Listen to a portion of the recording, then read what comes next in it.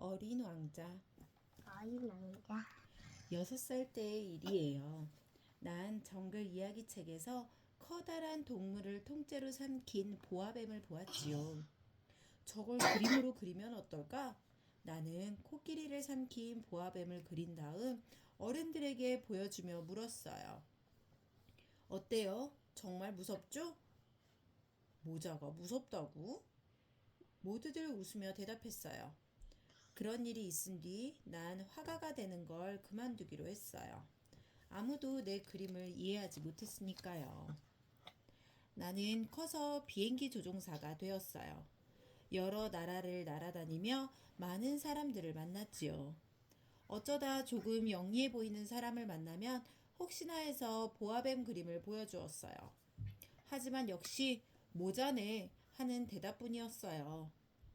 어느 날 내 비행기가 고장을 일으켜서 사막에 착륙했을 때였어요. 잠깐 잠이 들었는데 어디선가 사람의 목소리가 들렸어요. 눈을 떠보니 황금빛 머리카락을 가진 아이가 서 있었어요. 그 아이는 내게 다가와 말했어요. 양 한 마리만 그려주세요. 나는 놀란 가슴을 진정시키고 물었어요. 양은 왜? 부탁이에요. 양 한 마리만 그려주세요. 나는 양을 그려본 적이 없었어요. 그래서 속이 안 보이는 보아뱀을 그려주었어요. 아니에요. 코끼리를 삼킨 보아뱀은 싫어요. 그리고 코끼리는 너무 커요. 내가 사는 별은 아주 조그맣거든요. 난 드디어 내 그림을 이해하는 사람을 만났어요. 신이 난 나는 양을 몇 마리 더 그려주었어요. 하지만 그때마다 아이는 고개를 세차게 흔들었어요. 나는 마지막으로 상자 하나를 그려주었어요. 이건 상자야. 네가 원하는 양은 이 안에 있어.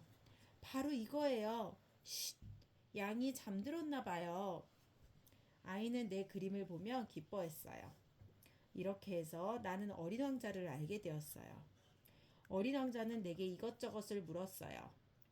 내 비행기에 대해서도요. 이 물건은 뭐예요? 이건 물건이 아니라 하늘을 날아다니는 비행기란다. 그럼 아저씨도 하늘에서 왔군요. 어느 별에서 왔죠? 어린 왕자는 조그만 화산 2개와 장미 한 그루가 있는 아주 작은 별에서 왔다고 내게 말해 주었어요. 그런데 아저씨, 양은 정말 작은 나무를 먹나요? 어린 왕자가 아주 중요하다는 듯이 물었어요. 그럼, 우와, 정말 잘 됐다. 그럼 바오밥 나무도 먹겠네요. 바오밥 나무는 장미와 너무 닮아 아주 어렸을 때 신경 써서 뽑아주어야 하거든요. 그건 귀찮은 일이지만 쉬운 일이기도 해요. 얼마 후 무언가를 곰곰이 생각하던 어린 왕자는 내게 다시 물었어요. 양은 나무를 먹으니까 꽃도 먹겠죠? 물론이지. 양은 뭐든지 닥치는 대로 다 먹어버리지. 나는 비행기를 고치느라 대충 대답해 주었어요. 양이 장미를 먹어버리면. 갑자기 어린 왕자가 흐느껴 울기 시작했어요. 나는 너무 놀라 어린 왕자를 꼭 안으며 말했어요. 걱정 마. 양이 장미를 먹지 못하게 입마개를 그려줄게. 어린 왕자와 장미는 서로를 많이 사랑했어요. 하지만 서로에게 상처를 주고 말았지요. 그래서 어린 왕자는 자기 별을 떠나게 된 거였대요. 자기 별을 떠난 어린 왕자는 이웃의 작은 별들을 차례로 여행했어요. 첫 번째 별에는 왕이 혼자 살고 있었어요. 오, 저기 나의 신하가 오는구나. 왕은 모든 사람들이 다 자기의 신하이고 자신이 세상 모든 것을 다스린다고 생각했어요. 두 번째 별에는 자기가 세상에서 제일 잘났다고 믿고 있는 사람이 살고 있었어요. 나는 이 별에서 가장 잘생겼고 가장 옷을 잘 입고 가장 부자고 가장 똑똑해. 그러니까 나에게 박수를 쳐주렴. 어린 왕자는 박수를 치며 말했어요. 하지만 이 별엔 아저씨 혼자밖에 없잖아요. 세, 번, 세 번째 별에는 술꾼이 살고 있었대요. 술꾼은 자기가 술을 마시는 게 부끄러워서 계속 술을 마신다고 했어요. 어른들은 정말 이상해. 어린 왕자는 속으로 중얼거렸어요. 네 번째 별에는 장사꾼이 살고 있었어요. 바쁘다 바빠. 별의 숫자를 종이에 적어서 은행에다 맡겨야지. 그럼 별들은 모두 내 것이 되는 거야. 장사꾼은 별을 세느라 잠시도 쉴 틈이 없었어요. 어린 왕자는 또 다른 별을 찾아 떠났어요. 5번째 별에는 가로등지기가 살고 있었어요. 난 하루 종일 서서 가로등 불을 껐다 켰다 한단다. 어린 왕자는 가로등지기가 제일 착하다고 생각했어요. 자신이 아닌 다른 사람을 위해서 일하고 있으니까요. 6번째 별에는 지리학자가 살고 있었어요.